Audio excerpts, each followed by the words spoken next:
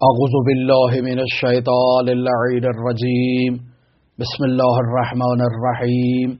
اللہم عجل ولیک الفرج والعافیت والنصر وجعلنا من خیر عوانہ وانصارہ وشیعتہ ومحبیہ۔ عزیزان محترم، حضرت صاحب العصر والزمان اجل اللہ تعالی فرجہ الشریف کے حوالے سے آپ کے ساتھ گفتگو جاری ہے اور ہم حضرت کے القاب کو آپ کی خدمت میں بیان کر رہے ہیں۔ آج ہم بیان کریں گے کہ حضرت امام زمان اجل اللہ تعالی فرجہ الشریف کو حجت اللہ کیوں کہا جاتا ہے۔ امام زمان اجل اللہ تعالی فرجہ الشریف اللہ کی حجت ہیں اس زمین پر۔ عزیزان محترم، اگر لفظ کے اعتبار سے دیکھا جائے تو لغت کی کتابوں میں حجت کا مطلب دلیل، برہان اور رہنما کے معنی میں اسے بیان کیا گیا ہے، اور حضرت امام زمان اجل اللہ تعالی فرجہ الشریف کے القاب میں جو لقب مشہور ہے وہ حجت ہے،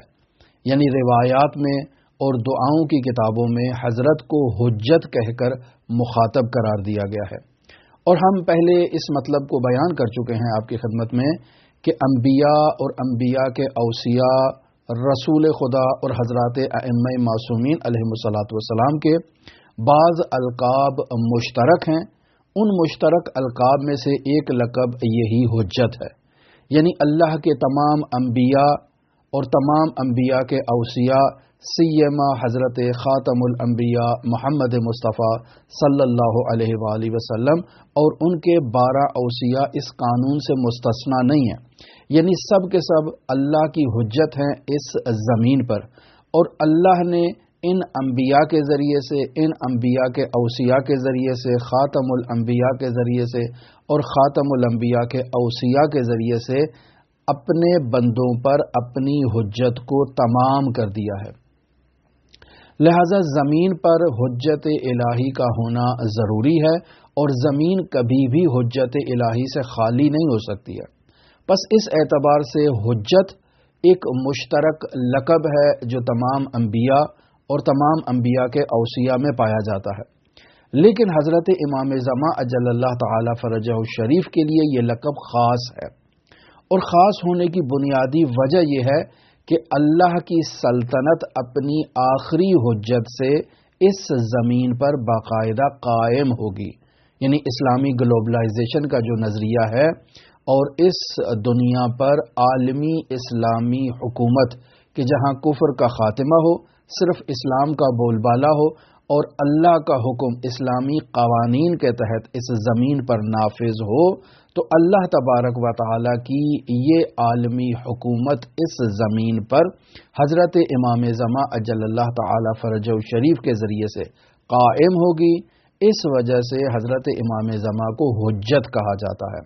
پس حجت لقب خاص بھی ہے امام زمانہ کے ساتھ اور عام بھی ہے، یعنی باقی ہستیوں کو بھی شامل ہے، لیکن خاص اس معنی میں ہے کہ حضرت ہی وہ واحد ہستی ہیں جو پوری دنیا میں ایک اسلامی اسٹیٹ اور ایک اسلامی حکومت کو قائم کریں گے۔ لہذا روایات میں جہاں کہیں بھی حجت کا لفظ بغیر قرینے کے استعمال ہوا ہو، وہاں مراد حضرت امام زمان اجل اللہ تعالی فرجہ الشریف ہیں، اور زمین پر حجت الہی کا ہونا اس قدر اہمیت کا حامل موضوع ہے کہ مرحوم کلینی نے اپنی کتاب اصول کافی کی پہلی جلد میں صفحہ نمبر 178 پر باقاعدہ ایک باب قائم کیا ہے کہ اس باب کا عنوان ہی یہی ہے کہ باب ان الارض لا تخلو من حجت، کہ زمین حجت سے خالی نہیں ہو سکتی ہے۔ اس باب میں مرحوم کلینی نے 13 احادیث کو بیان کیا ہے۔ بعض احادیث میں کلمہ حجت استعمال ہوا ہے، بعض احادیث میں کلمہ امام استعمال ہوا ہے، لیکن مراد سب کی ایک ہی ہے کہ زمین پر حجت الہی کا ہونا ضروری ہے، اور زمین کبھی حجت الہی سے خالی نہیں ہو سکتی ہے۔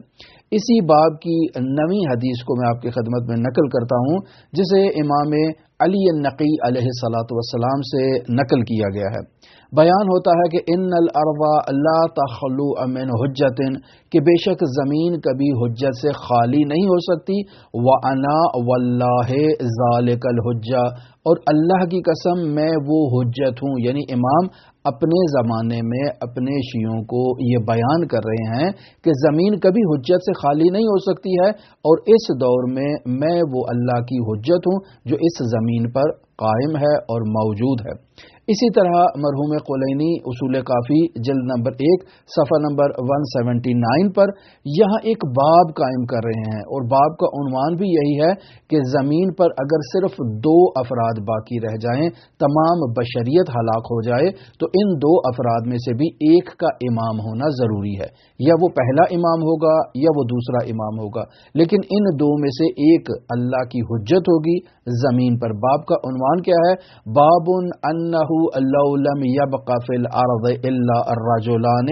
لکان احدہما الحجہ، کہ اگر زمین پر باقی نہ رہیں سوائے 2 افراد کے تو ان 2 افراد میں سے ایک اللہ کی حجت ہوگی۔ اس باب کے تحت مرحوم قلینی نے 5 روایات کو نقل کیا ہے۔ میں پہلی روایت آپ کی خدمت میں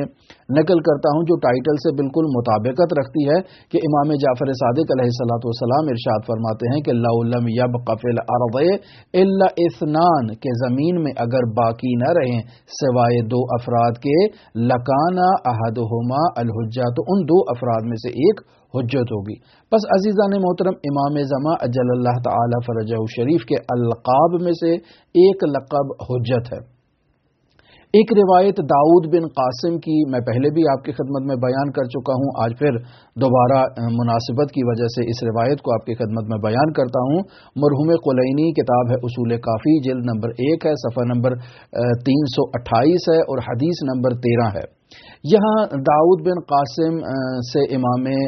علی نقی علیہ الصلوۃ والسلام ارشاد فرما رہے ہیں کہ میرے بعد میرے خلف یعنی امام حسن عسکری ہوں گے، اور پھر ان کے بعد میرے خلف کے ساتھ تمہارا کیا سلوک ہوگا۔ تو اب یہاں داؤد بن قاسم امام سے عرض کرتا ہے کہ میں آپ پر قربان جاؤں، مولا بتائیں آپ کیا کہنا چاہ رہے ہیں۔ تو امام فرماتے ہیں کہ نہ تم اسے دیکھ پاؤ گے اور نہ ہی تم اس کا نام لے سکو گے، یعنی تمہیں اس کا نام لینے کی اجازت نہیں ہوگی۔ تو پھر داؤد بن قاسم سوالیہ انداز میں حضرت سے سوال کرتا ہے کہ پھر مولا بتائیے ہم انہیں کیسے مخاطب کریں گے؟ فقال، تو امام علیہ الصلوۃ والسلام بتاتے ہیں کہ انہیں مخاطب کرنے کا طریقہ یہ ہے، فقولوا الحجۃ من آل محمد علیہ السلام، کہ آپ انہیں حجت آل محمد کہہ کر مخاطب کر سکتے ہیں۔ لہٰذا امام زمان اجل اللہ تعالی فرجہ شریف کے القاب میں سے اہم لقب، جو لقب عام بھی ہے یعنی باقی ہستیوں کو بھی شامل ہے، اور لقب خاص بھی ہے اگر بغیر قرینے کے استعمال کیا جائے، تو مراد حضرت صاحب العصر والزمان ہے۔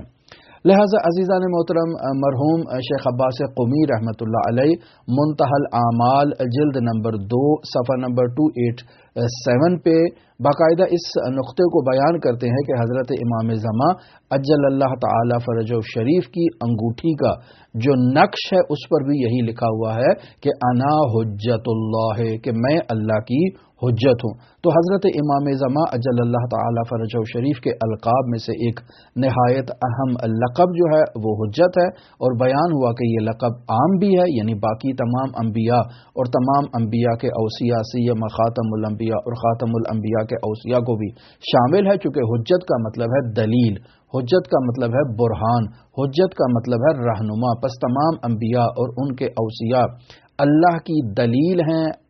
بندوں پر، اللہ کی طرف سے بندوں کے رہنما، بندوں کے ہادی، ان کے پیشوا ہیں، لہٰذا اس اعتبار سے تمام ہستیوں کو حجت کہا جائے گا۔ لیکن امام زمان حجت خاص ہیں، یعنی وہ ہستی ہیں جو اس زمین پر عدل و انصاف کا نظام قائم کریں گے، زمین پر ایک واحد اسلامی حکومت اور زمین کو ایک واحد اسلامی اسٹیٹ قرار دیں گے، ایک اسلامی حکومت کا نفاذ کریں گے۔ دنیا میں صرف ایک ہی حکومت ہوگی اور وہ حکومت الہیہ ہوگی، حکومت اسلامیہ ہوگی، اور اس حکومت اسلامیہ میں صرف اسلامی قوانین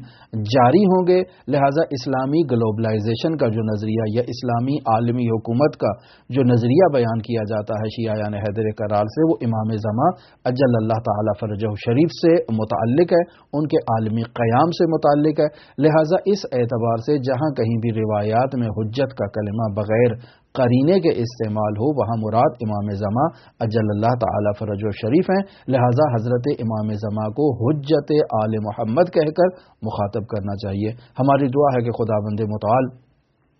حضرت صاحب العصر والزمان کے ظہور میں تعجیل فرمائے اور ہمیں ان کے اصحاب و آبان و انصار میں شمار فرمائے۔ اللہم صلی علی محمد و آل محمد وعجل فرج قائم آل محمد۔